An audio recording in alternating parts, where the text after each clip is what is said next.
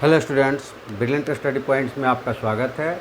और आज हम लोग 11th क्लास के फिज़िक्स से एक थ्योरी को देखेंगे जो कि वेक्टर से है। वो थ्योरी क्या है कि law of parallelograms of vector additions. और मेरे बहुत सारे साथी जो मेरे व्यूअर्स है वो हिंदी मीडियम्स के हैं, तो हिंदी मीडियम्स में भी मतलब ये चाहे हिंदी मीडियम्स वाले हो या चाहे इंग्लिश मीडियम्स वाले हों, जो थ्योरीज और क्वेश्चंस बनाए जाते हैं वो लगभग सेम होते हैं। थ्योरेटिकल जो डेफिनेशंस वगैरह दिया जाता है वो हिंदी लैंग्वेज और इंग्लिश लैंग्वेज में होता है, लेकिन जब हम मैथमेटिकल टर्म्स में हम फिज़िक्स को भी करते हैं तो सारे टर्म्स हम इंग्लिश में ही लिखते हैं या हिंदी में भी लिख सकते हैं। मतलब जो नंबर्स है और अल्फ़ाबेट्स है वो हम लोग इंग्लिश में ही इस्तेमाल करते हैं। तो स्टेटमेंट जो है मैं दोनों में दिखाऊंगा और फिर आपका जो अपने उसमें कन्वर्ट्स आप लोग कर लेंगे। तो चलिए सबसे पहले वो देखते हैं कि वो स्टेटमेंट्स क्या है। स्टेटमेंट्स है कि if two vectors are represented by two adjacent sides of a parallelogram in magnitude and directions, the diagonal passing through their common point represents their resultant vector. Statement क्या है वो आपने इंग्लिश में पढ़ा और मैं उसका ट्रांसलेशन हिंदी में बताऊं तो बच्चे सुनेंगे और वो समझ पाएंगे, नहीं समझ पाएंगे। बहुत सारे लोग इंग्लिश नहीं जानते, इसलिए स्टेटमेंट भी इंग्लिश हिंदी में भी देख लें। यदि दो सदिशों का थोड़ा सा ये एक साथ मिल गया है, दो सदिशों को परिणाम व दिशा में एक समांतर चतुर्भुज की दो आसन्न भुजाओं से निरूपित किया जाए तो उनके उभयनिष्ठ बिंदु से गुजरने वाला विकर्ण उनके परिमाणीय सदिश को प्रदर्शित करता है। यानी कि दो सदिश ऐसे हो जो इनिशिएट एक ही पॉइंट से हो रहे हों और वो दो समानांतर की आसन्न भुजाओं को रिप्रेजेंट्स कर रहे हैं, तो उनके आसन्न भुजाओं से होकर जाने वाला विकर्ण ही उसका परिमाणीय सदिश होगा। अब इस बात को आप लोग स्टेटमेंट तो याद करते हैं, स्टेटमेंट लिखना हो तो लिख देंगे, लेकिन इस बात को पहले हम लोग ज्योमेट्रिकल देखते हैं कि ये कह क्या रहा है और फिर उसको हम लोग मैथमेटिकल निकालेंगे। चलिए, तो पहले हम क्या करते हैं कि उनका स्टेटमेंट है दो सदिश जो इनिशिएट एक ही पॉइंट से हो रहे हैं और और वो ऐसे अरेंज हो जाएंगे कि एक समांतर चतुर्भुज को प्रदर्शित करेंगे। तो सबसे पहला तो हम ले लेते हैं कि ये ओ से इनिशिएट होने वाले दो सदस्य हैं ओ ए और ओ बी, जिसको हम नाम दिए हैं वेक्टर पी और वेक्टर क्यू। और ऐसा मान लेते हैं कि इनके बीच में जो एंगल बना है वो एंगल है थीटा। ठीक। अब ये कहता है कि अगर दो आसन्न भुजाओं को ये रिप्रेजेंट्स करता है किसके, समांतर चतुर्भुज के, तो इनके दोनों भुजाओं को शिफ्ट करें। जैसे कि आप पीछे की थ्योरी में पढ़ गए होंगे, बार बार हमको एक ही चीज़ करना पड़ता है कि आप कहीं से पढ़े हैं, जानते हैं तो ठीक है, और नहीं जानते हैं तो सारे वीडियोज़ नहीं देखेंगे तो जिस वीडियो को देखेंगे पीछे वाले वीडियो से दिए गए थ्योरी से वो रिलेटेड होगा, तो वो थ्योरी जब आएगा तो फिर आपको सोचेंगे कि ये कैसे हो गया। तो पीछे की थ्योरीज में आपको मिला होगा, आप कहीं से भी पढ़े होंगे या मेरे वीडियोज़ को देखे होंगे तो मिला होगा कि जो वेक्टर है उसको पैरेलली और लीनियरली, यानी कि उसी लाइंस पे या उसके पैरेलल ऊपर नीचे कहीं भी शिफ्ट हम कर सकते हैं। स्टैंड है तो ऊपर नीचे कहीं भी उसको उसी लाइन पर ले जा सकते हैं, लेकिन पैरेलली उसको कहीं भी आगे पीछे ले जा सकते हैं। तो कुछ इस तरह से इसको शिफ्ट कर सकते हैं हम कि ये पार्ट्स यहाँ शिफ्ट कर दे और ये भाग इसका यहाँ शिफ्ट कर दे, तो ये एक पैरेललोग्राम फॉर्म कर चुका है। ठीक है। और वहीं कहना है कि अगर दो वेक्टर्स किसी पैरेललोग्राम के आसन्न भुजाओं यानी एडजेसेंट साइड्स को रिप्रेजेंट्स करते हैं यानी निरूपित करते हैं, तो उनके बीच से होकर जाने वाली जो विकर्ण है यानी कि डायगोनल्स क्या होंगे, उसका रिजल्टेंट वेक्टर होगा यानी परिमाणीय सदिश होगा। उसको हमने मान लिया कि वो आर है, ओसी को मिला रहा है, विकर्ण आर है। और इसके लिए भी हम एक ले लेते हैं क्योंकि अल्फ़ा इसका एंगल ले लेते हैं। ऐसा इसलिए करना पड़ता है कि जब भी हम सदिश को रिप्रेजेंट्स करेंगे तो उसके परिमाण और उसकी दिशा दोनों हमें बतानी पड़ेगी। तो वो एक्स एक्सिस से होकर जाने वाली जो सदिश है उसी के सापेक्ष उसका एंगल बनता है। तो ये इसका एंगल है अल्फ़ा, ठीक है। अब यहाँ से हमें मैथमेटिकली रिप्रेजेंट्स करना है, मैथमेटिकली निकालना है कि वो आर है, यानी कि ओ सी परिमाण में कितना होगा और उसका डायरेक्शन क्या होगा। यही इस रूल्स है। तो आपने देखा ये स्टेटमेंट उसका, इसका समांतर चतुर्भुज का नियम, यानी कि addition, law of additions of vector parallelogram of a vector additions. तो इनको करने के लिए हमें कुछ कंस्ट्रक्शंस करना पड़ेगा। तो जब हम स्टेटमेंट लिख लेंगे तो ये फिगर जो हम बना रहे हैं तो अकॉर्डिंग टू फिगर हो गया, और उसके बाद कंस्ट्रक्शंस जो होगा वो यहाँ लिखना पड़ेगा। कंस्ट्रक्ट क्या कर रहे हैं, तो हम ओ ए को बढ़ा दे रहे हैं डी तक और सी से डी पर परपेंडिकुलर फॉर्म कर रहे हैं। यहाँ पे क्या कर रहे हैं, परपेंडिकुलर कर रहे हैं जो एक दूसरे को डी पे मिलेगा। तो कंस्ट्रक्शंस में हम लिख देंगे क्या कि extend O A to D and draw C D perpendicular to A D. Hindi में कैसे लिखेंगे कि ओ ए को डी तक बढ़ाया तथा सी से ए डी पर सी डी अभिलंब डाला या लंब डाला, ठीक है। इतना तो स्टेटमेंट आप लिख सकते हैं, हमको बिल्कुल पता है। अब देखिए जब ये दोनों शिफ्ट हुए थे तो ये था पी वेक्टर, क्योंकि यहीं जाकर वहाँ शिफ्ट हुआ था, और ये आकर यहाँ शिफ्ट हुआ था क्यू वेक्टर, ठीक है। लेकिन इन लोगों का अगर हम निकालें एब्सोल्यूट वैल्यू तो ये केवल P से डिनोट होगा, और इसका एब्सोल्यूट वैल्यू ये भी केवल Q से डिनोट होगा। यानी कि इसका स्केलर वैल्यू जो होगा P होगा और vector value arrows under arrow P होगा, ठीक है। अब चलिए इसको हमको कैलकुलेट करना है। कैलकुलेट करके बताना पड़ेगा कि जो दिया हुआ है P और Q वेक्टर, चूँकि न्यूमेरिकल्स नहीं दिया है तो नंबर्स हमें नहीं मिलेगा, लेकिन P और Q के टर्म्स में हमें R चाहिए, ठीक है। साथ में हमने थीटा मान लिया है तो थीटा के टर्म्स में भी आ सकता है। तो चलिए ऐसा करते हैं कि इसको अब यहाँ पे हम इसको इतने दूर में कर नहीं पाएंगे, तो अगले बोर्ड्स पे ले चलते हैं इसको।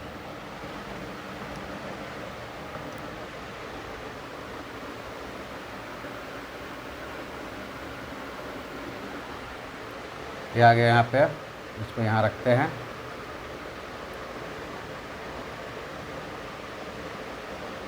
और हम यहाँ पे ट्राई करेंगे करने के लिए। तो सबसे पहला काम हम क्या करेंगे कि हमें अगर कोई फिगर है जिससे हम कुछ कैलकुलेट कर सकते हैं तो वो फिगर है ओ सी डी। ओ सी डी एक ट्रायंगल है जिसमें हम कुछ रूल्स जैसे पाइथागोरस या अदर रूल्स लगा सकते हैं, ट्रिग्नोमेट्री लगा सकते हैं, ठीक है। ट्रिग्नोमेट्री तो ऐसे हम लोग पढ़ना सीख गए हैं, हर किसी भी तरह का एंगल्स हो उसमें, लेकिन जो इजी रूप से लगा सकते हैं वो केवल राइट एंगल ट्रायंगल्स में लगा सकते हैं, और पाइथागोरस भी राइट एंगल ट्रायंगल में। तो सबसे पहले हम लेंगे इन ट्रायंगल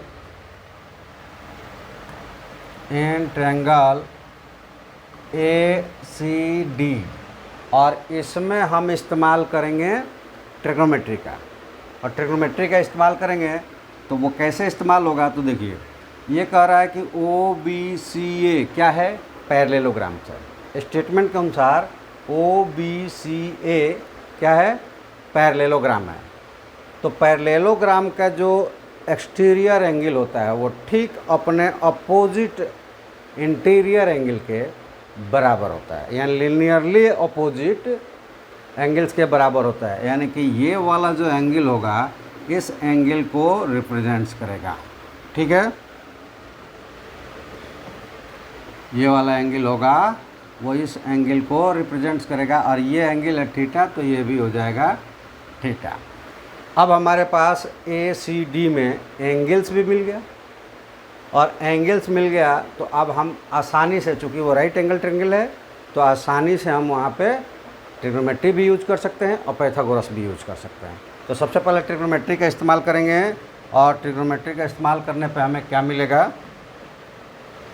तो वो चीज़ें मिल जाएगी हमें कि A D is equal to क्या मिलेगा, तो वो मिलेगा ए डी बाई ए सी को ले ले, तो ट्रिग्नोमेट्री के अनुसार देखो एंगल के साथ वाली साइड से और राइट एंगल के अपोजिट वाली साइड से, यानी कि बेस और हाइपोटेनस, यानी कि आधार और कर्ण का रेशियो है यहाँ पे, वो होता है कॉस थीटा।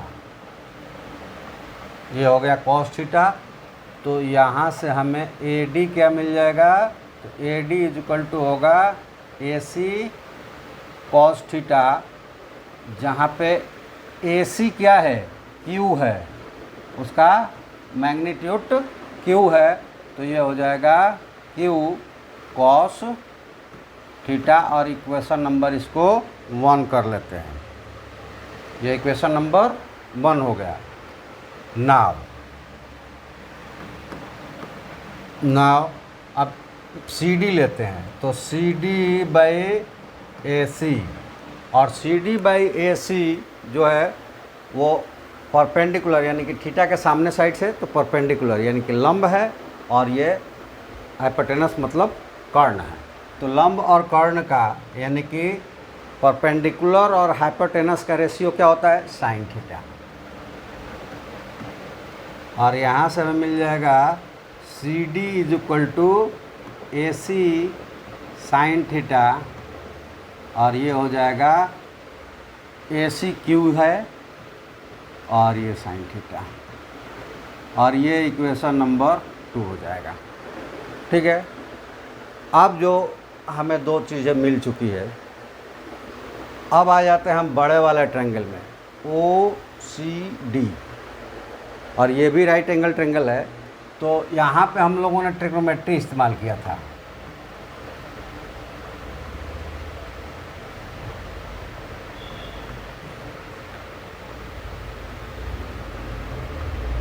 ट्रिग्नोमेट्रिकल रेशियो यहाँ पे हम लोगों ने इस्तेमाल किया था।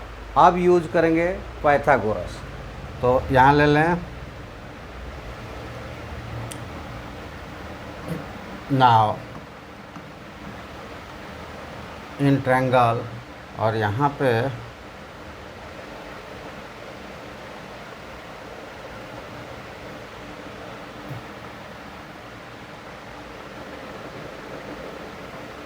अगर हम एंड का इस्तेमाल करें ना तो ज़्यादा बेटर होगा।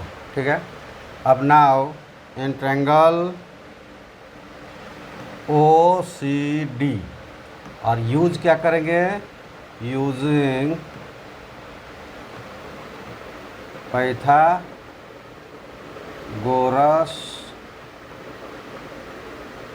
थ्योरम,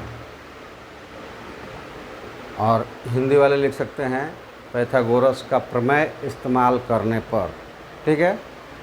चलिए, तो अब क्या मिलेगा इसमें कि हमें मिल जाएगा O C square is equal to C D square plus A D square. ठीक है। तो नेचुरली यहाँ से हमें ये भी मिल जाएगा कि O C is equal to under root C D square plus A D square, और इसको सॉल्व करेंगे तो ये देख लीजिए कि ओ सी क्या है, तो वो आर वेक्टर है, जिसको हम लोगों ने माना है कि वो रिजल्टेंट है। इसका रिजल्टेंट मतलब परिणामी सदिश है। अब ए डी और सी डी के वैल्यू रखते हैं, तो सी डी का वैल्यू आया है क्यू साइन थीटा, तो ये हो जाएगा क्यू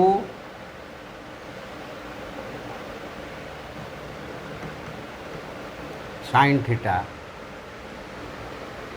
ओ सॉरी, यहाँ पे C D plus O D,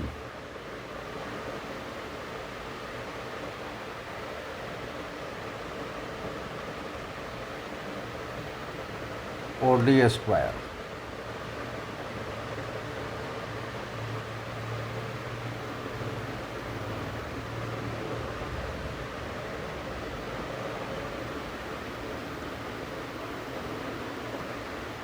OD square, और तो यहाँ हो गया Q स्क्वायर और ये साइन स्क्वायर थीटा, क्योंकि CD जो है Q साइन थीटा है, और OD है तो OD मतलब हो जाएगा OA plus AD the whole square, और इसको सॉल्व करेंगे हम तो हमें मिल जाएगा कि Q स्क्वायर साइन थीटा,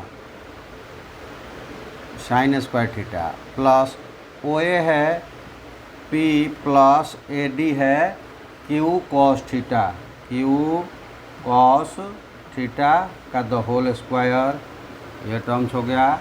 और इसको सॉल्व कर देंगे तो ये क्या मिलेगा, under root Q square sine square theta plus P square plus Q square cos square theta plus 2PQ cos theta, PQ cos theta. अब इसको सॉल्व करेंगे तो ये देखिए हमारे पास कुछ टर्म्स मिलेंगे कि ये Q साइन थीटा और कॉस थीटा में से Q को अगर कॉमन करें, यहाँ दिखा देते हैं कि Q को कॉमन करें स्क्वायर को तो मिलेगा cos square theta plus sign square theta, और ये कितना होता है 1, तो इतना इक्वल टू हो जाएगा Q स्क्वायर। तो ये दो टर्म्स हम एक साथ अगर लेते हैं, Q square sine square theta plus Q square cos square theta, तो हमें मिल जाएगा P स्क्वायर ये वाला टर्म्स, और Q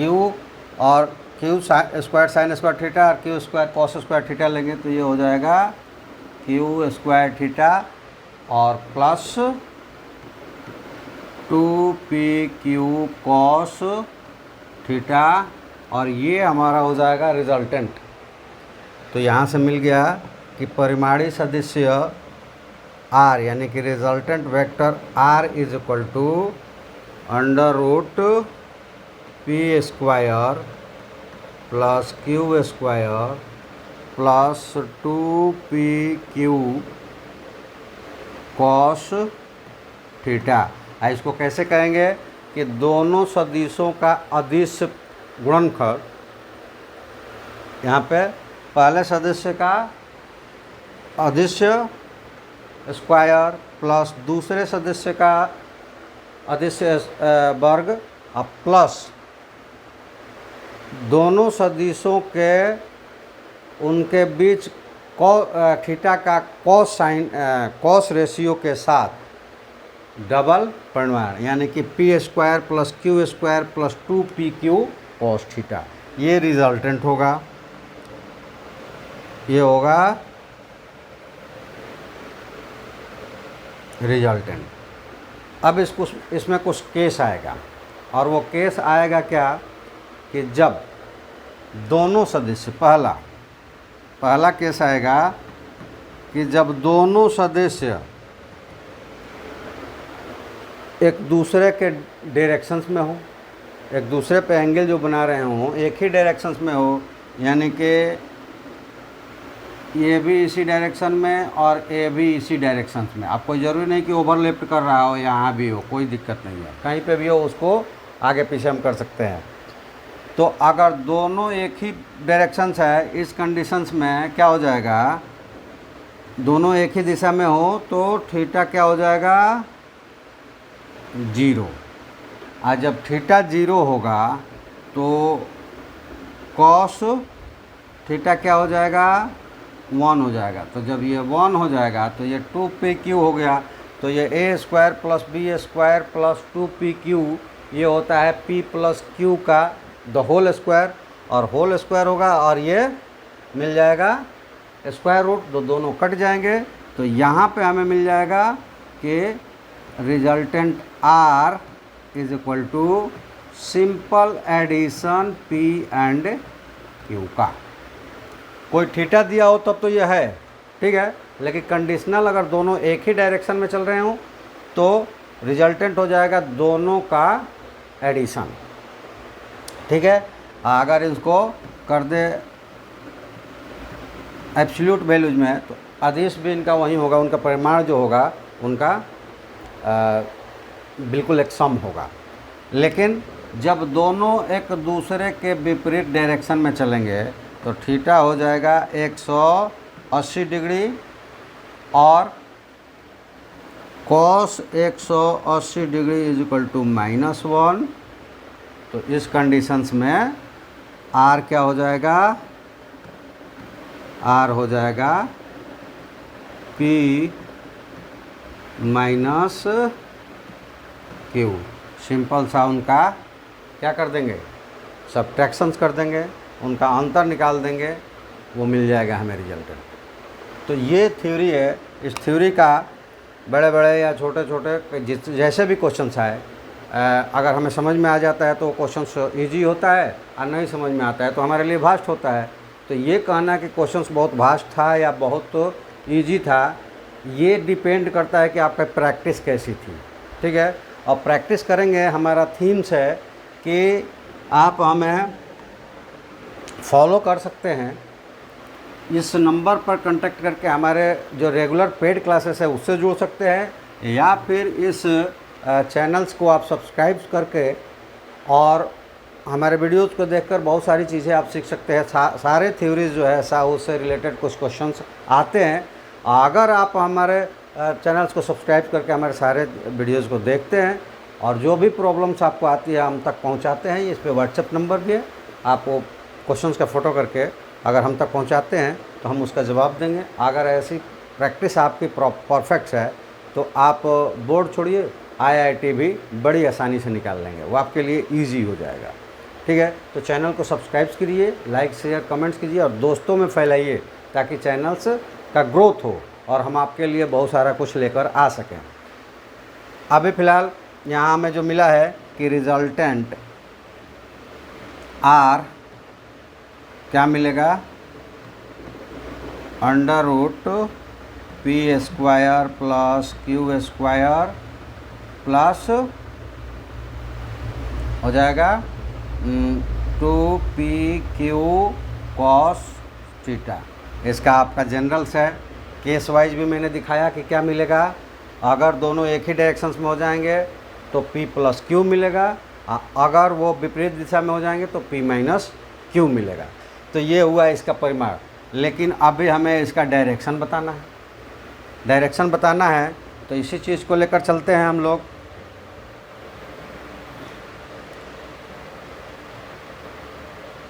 दूसरे पेज पे पहले आ जाते हैं, उसके बाद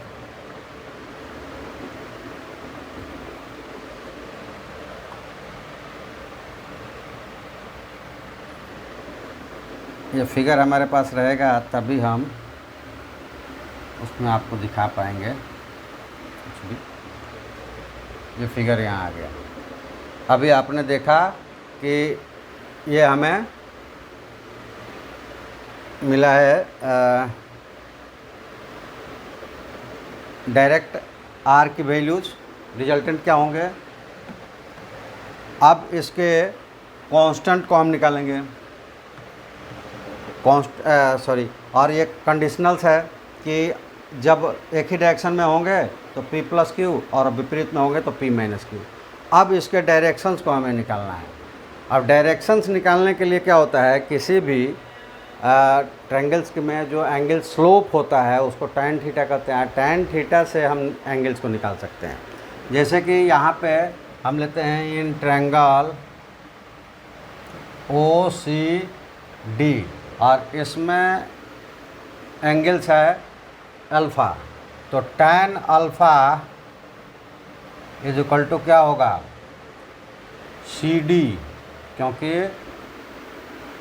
एंगल के सामने जो साइड्स है वो परपेंडिकुलर होता है और एंगल के साथ वाला बेस होता है, और tan थीटा का रेशियो जो होता है वो परपेंडिकुलर बाई बेस, यानी कि CD बाई OD। तो CD है, अभी आपने निकाला था, यहाँ पे देख लीजिए कि CD निकाला था कितना Q sine theta, C D निकाला था क्यू साइन थीटा और ए डी निकाला था और ए डी निकला था A D is equal to Q cos theta.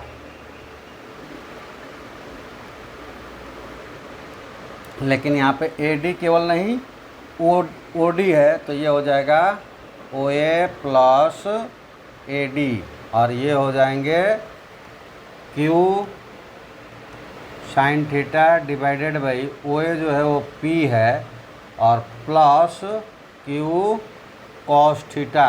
तो टैन थीटा एंगल नहीं होता है, वो रेशियोज हम लोगों ने कंपेयर किया है, तो अल्फ़ा जो उसका एंगल्स है वो हो जाएगा alpha is equal to tan inverse Q sine theta by P plus Q cos theta. ये टर्म्स हमारा हो गया उसका डायरेक्शन, यानी कि यहाँ पे आप देखो हमने निकाला है उसके रिजल्टेंट वेक्टर से, यानी क्या परिमाण हो गया इसका स्केलर्स, और ये टर्म्स जो हो गया इसका डायरेक्शन हो गया। यानी कि एक्चुअल में जो हमें रिजल्ट देना है, यानी कि R is equal to under root P square Q square plus 2pq cos theta as a परिमाण in the directions of tan inverse q sin theta by p plus q cos theta. यानी कि जब हम result देंगे तो ये लिखेंगे कि r is under root P square plus Q square plus 2pq cos theta in magnitude with directions of tan inverse q sin theta by p plus Q sine theta. यानी कि हिंदी वाले क्या लिखेंगे कि दिए गए सदिशों का वांछित या अभीष्ट परिणामी सदिश्य का परिमाण p under root P square plus Q square plus 2p cos theta तथा दिशा tan inverse q sine theta by p plus Q cos theta होगी। ठीक है, तो ये रिजल्टेंट हो गया, जो कि यहाँ पे हम देंगे कि डायरेक्शन क्या होगा, तो डायरेक्शन होगा tan inverse Q sine theta by p plus Q cos theta. ठीक है, तो ये हमारा रिजल्ट्स हुआ। लेकिन अब इसके साथ जब तक हम कोई न्यूमेरिकल एग्जाम्पल्स नहीं लेंगे तो तब तक हमें ये समझ में नहीं आएगा। ये थ्योरी है और थ्योरी भी आ जाता है आपके एग्ज़ाम्स में, बोर्ड एग्ज़ाम्स में भी आ सकता है। आईआईटी में देखो ये क्वेश्चंस आता है, ऐसा आईआईटी में कुछ नहीं होता है। आपको आईआईटी में कुछ भी सब्जेक्टिव नहीं करना है, टोटल टिक लगाना है, या फिर एडवांस में जाएंगे तो 5 क्वेश्चंस होगा जिसमें हमें 1 से लेकर 100 तक या 1000 तक मतलब न्यूमेरिकल्स वैल्यू क्या करना होता है, क्लिक तो नहीं करेंगे, वहाँ पे टाइप करना होता है। 5 ही क्वेश्चन ऐसे तीनों में मिलाकर होते हैं। तो ऐसा क्वेश्चन नहीं आएगा, लेकिन इस बेस पर क्वेश्चंस आएगा जिसका आंसर्स हम इजीली कैलकुलेट करके और टिक करेंगे। तो इसके लिए हम चलिए एक क्वेश्चंस ले लेते हैं, और वो क्वेश्चंस क्या है, तो पहले क्वेश्चंस को देखते हैं। अब ये क्वेश्चंस है कि एग्जांपल्स के रूप में लिया गया है कि if 2 forces of 6 newton and 8 newtons are acting on a body in the east and north direction respectively find their resultant. यानी कि किसी पिंड पर यानी किसी वस्तु पर 2 फोर्सेस काम कर रहे हैं एक साथ, जो एक पूरब की तरफ और एक उत्तर की तरफ काम कर रहा है, तो उनका परिमाणी सदिश यानी कि रिजल्टेंट जो वेक्टर्स है वो क्या होगा। ठीक है, तो ये हमने ट्रांसलेट किया, लेकिन आप इसको हिंदी में भी देखें कि हिंदी में ये क्वेश्चन कैसा होगा। यदि एक पिंड पर 6 न्यूटन तथा 8 न्यूटन के 2 बल क्रमशः पूर्व दिशा और उत्तर दिशा में कार्य कर रहे हों तो उसका परिणामी ज्ञात करें। ठीक है, परिणामी सदिश ज्ञात करें। अब जैसे कि वहाँ पे आपको दिमाग में अगर सारे थ्योरीज पता है, जो थ्योरी हम लोग पढ़े, तो डायरेक्ट हम लगाएंगे। फिर भी हम यहाँ चूँकि एग्ज़ाम्स तो दे नहीं रहे हैं, तो हम यहाँ पे आपको समझा रहे हैं, तो हर पहलू से समझाएंगे, हर तरीके से समझाएंगे। तो उसके लिए हम इसमें क्या करते हैं कि एक क्वेश्चंस फिगर्स के द्वारा पहले उसको अरेंज कर लेते हैं। जैसे आपको वहाँ फिगर दिखाया था, यहाँ जो कह रहा है वो फिगर दिखाएंगे, ताकि आपको एक और चीज़ क्लियर हो जाए।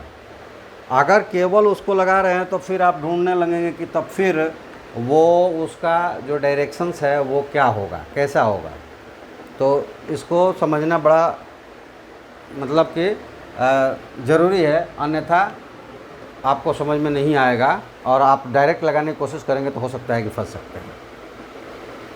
तो कैसे क्या समझना है, तो फिगर माइंड्स में आपको अरेंज करना है। जिस फिगर को मैं यहाँ बोर्ड पे दिखा रहा हूँ, ये देखिए, जैसे कि ये दिया हुआ है कि एक, ये थोड़ा सा उल्टा हो गया, ये पश्चिम की तरफ चला आया, ये पूरब की तरफ ही जाता। ठीक है, तो इसका यहाँ पे कर देते हैं हम ओ, और यहाँ पे कर देते हैं ए। ठीक है, और डायरेक्शन इसका यहाँ दे देते हैं, जा रहा है।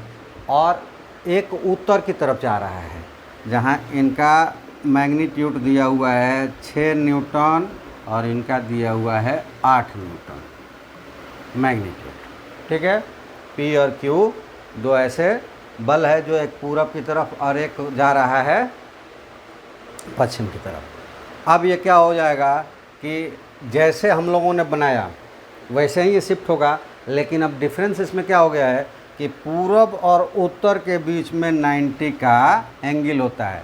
यानी कि जो थीटा हम लोग मान रहे हैं वो कितने का हो चुका है, 90 का हो चुका है। ठीक है, तो 90 का हो चुका है, और शिफ्टिंग जो होगा तो वो सारे 90 पे ही शिफ्ट होंगे। ठीक है, वो सारे 90 पे ही शिफ्ट होंगे। अब ये सारा एंगल 90 है, तो अलग से हमको बनाने की ज़रूरत नहीं है, हम डायरेक्ट यूज़ कर लेंगे। हमारे पास मिल गया थीटा। अब निकालना हमें क्या है, तो वो निकालना है कि AC यानी कि रिजल्टेंट R क्या होगा, तो उसका परिमाण भी और दिशा भी। तो रिजल्टेंट R के लिए जब हम कैलकुलेट करेंगे तो वही फार्मूला यूज़ करेंगे, और फार्मूले में क्या हो जाए, P² यानी कि 6 स्क्वायर प्लस Q स्क्वायर मतलब 8 का स्क्वायर प्लस 2 × 6 × 8 cos 90 डिग्री। यहाँ पे थीटा जो लेंगे वो 90 डिग्री का हो चुका है। ठीक है, तो cos 90 = क्या होता है, 0।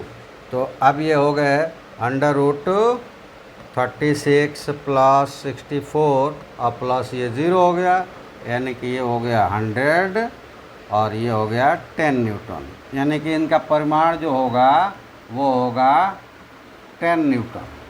लेकिन केवल परिमाण नहीं बताना होता है, डायरेक्शंस भी बताना होता है। ठीक है, और जब ये ऐसा क्वेश्चन आएगा, मतलब इतना इजी तो नहीं देगा आपके, आप इतना जल्दी कैलकुलेट कर लो, लेकिन नंबर्स बदलेगा, उसका स्टेटमेंट बदलेगा, थ्योरी यही इस्तेमाल होगा। तो IIT में आएगा तो उसमें जो टिक करना होगा उसमें परिमाण भी दिया होगा और एंगल भी दिया होगा। तो ये विशेष ध्यान रखना कि कभी क्या होता है, दो का एंगल सेम देता है, परिमाण अलग अलग देता है। परिमाण सेम देता है और एंगल अलग अलग देता है, तो ठीक से देखकर वहाँ टिक करना पड़ता है, अन्यथा जल्दी जल्दी कैलकुलेट करेंगे और एक परिणाम को देखा और वो उसी पे नज़र गई और आपने टिक लगा दिया, पता चला कि वो परिणाम तो उसका सही था लेकिन डायरेक्शन उसकी गलत थी।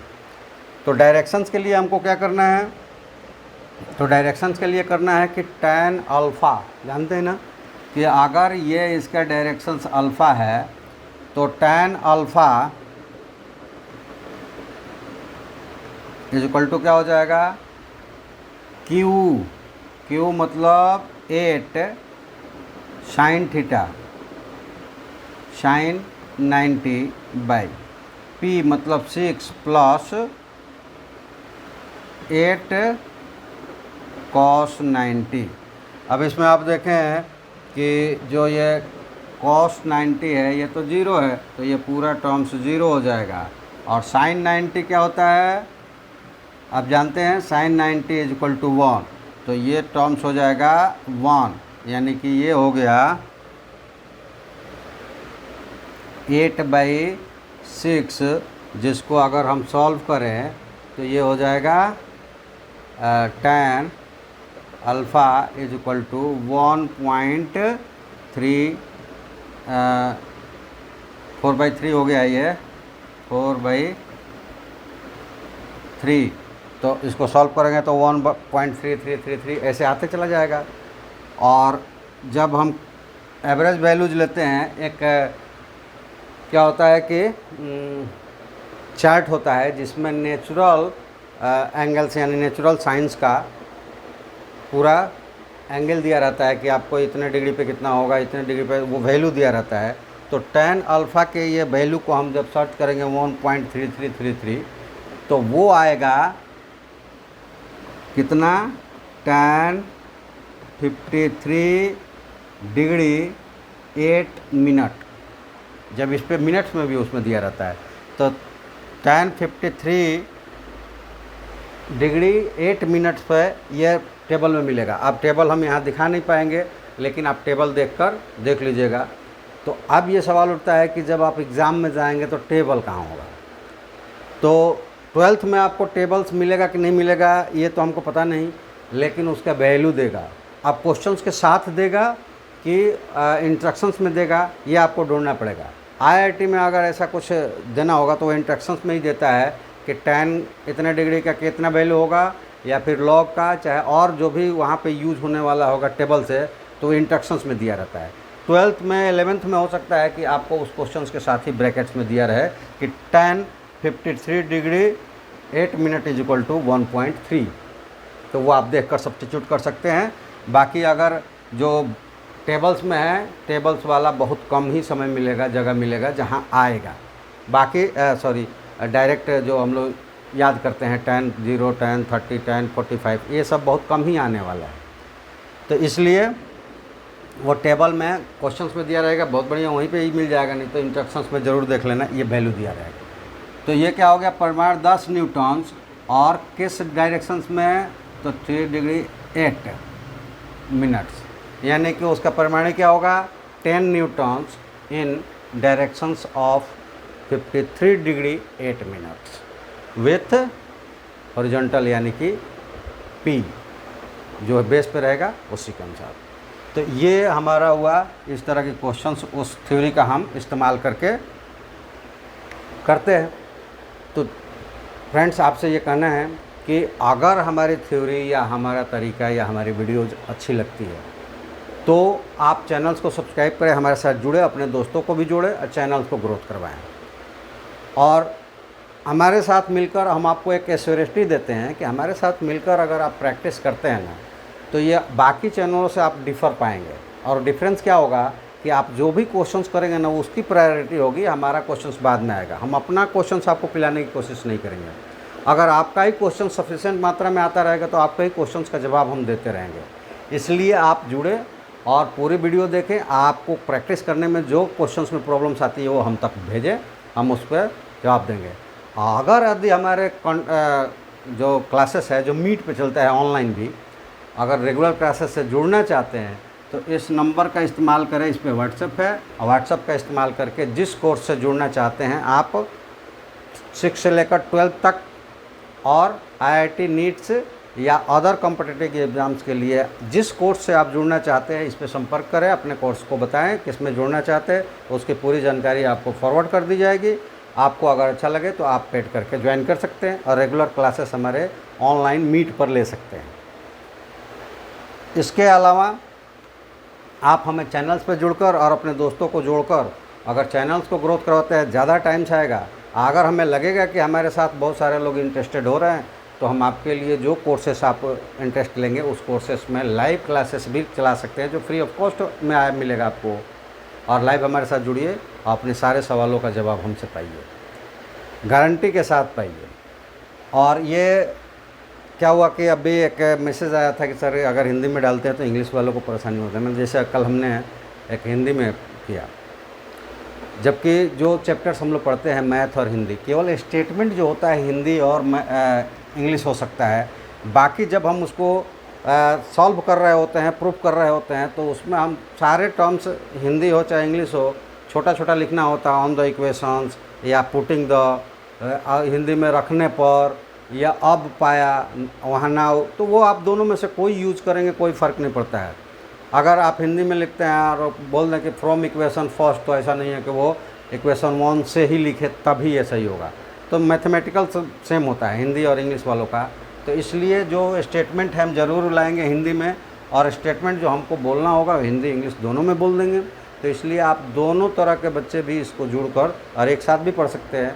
अन्यथा अगर उनको किसी तरह की परेशानी होती है तो जब हमें मैसेज करते हैं उस वक्त बता दें वो हिंदी मीडियम से चाहते हैं या इंग्लिश मीडियम से चाहते हैं, सिंगली हिंदी चाहते हैं या सिंगली इंग्लिश चाहते हैं। ऐसा होने पर संख्या हमारे पास मिलेगी कि इतने लोग चाह रहे हैं। अभी तो हमको पता ही नहीं कि जो देखता है वो हिंदी में वाला है कि इंग्लिश वाला है, हमको तो नहीं पता चलेगा ना। हाँ, आप हमें जब इन्फॉर्म करेंगे तो हमें पता चलेगा, और इस तरह की संख्या बड़ी दिखेगी तो उसका एक अलग क्लास हम चला सकते हैं। तो चलिए आज इस वीडियोज़ में इतना ही, और अगले वीडियोज़ में फिर हम कुछ और टॉपिक्स लेकर आएंगे। हमारी चाहत ये रहेगी कि आप वीडियो को पूरा देखें और हमें अपना क्वेश्चंस आपको पिलाने का मौका ना दें, बल्कि आप क्वेश्चंस हमसे पूछें और उसका हम जवाब देंगे। आपको ऐसे चैनल किसी पे नहीं मिलेगा। आप क्या करते हैं, लाइव भी जुड़ते हैं तो वो अपना क्वेश्चंस पिला रहा है, आपको अपना क्वेश्चंस पिला रहा है, आप पिए जा रहे हैं। यहाँ आप जुड़िएगा, अगर हमारे साथ जुड़ते हैं तो हमारा क्वेश्चंस नहीं, आप ज़्यादा से ज़्यादा हमें क्वेश्चंस भेजिए, उन्हीं क्वेश्चंस में डिस्कस होगा। जो थ्योरी जो होगी वो चलेगा, उसमें भी आपको जहाँ पे भी प्रॉब्लम्स आ रही है उसको रिपीट करेंगे तो रिपीट होगा। थ्योरी हम चलाएंगे, क्वेश्चंस आप प्रैक्टिस कीजिए और भेजिए हमको, तो क्वेश्चंस आपका चलता रहेगा। तो चलिए आज इतना ही। फिर से रिक्वेस्ट करते हुए, हाँ एक और चीज़ भूल गया मैं, कि वीडियो तो ये ऐसा नहीं कि केवल स्टूडेंट्स के पास जाता है, ये तो कहीं भी जा सकता है। तो जिनके पास वीडियोज़ आ रहा है, अगर वो स्टूडेंट्स नहीं भी है, उनको इससे कोई फ़ायदा नहीं भी है, तो भी वो एक सब्सक्राइब ज़रूर कर दो, क्योंकि वो सब्सक्राइब करेंगे चैनल का ग्रोथ होगा, चैनल का ग्रोथ होगा, इस पर हम ज़्यादा टाइम देंगे। तो वो जो बच्चे हमसे सीखना चाहते हैं उनके लिए ये सब्सक्रिप्शंस क्या होगा, सहयोग के रूप में, मतलब आपका सहयोग उनको मिलेगा। तो इसलिए जिसके पास भी वीडियो जा रहा है वो सब्सक्राइब ज़रूर कर ले। चलिए आप सबका आज जुड़ने के लिए धन्यवाद। Thank you. जय हिंद।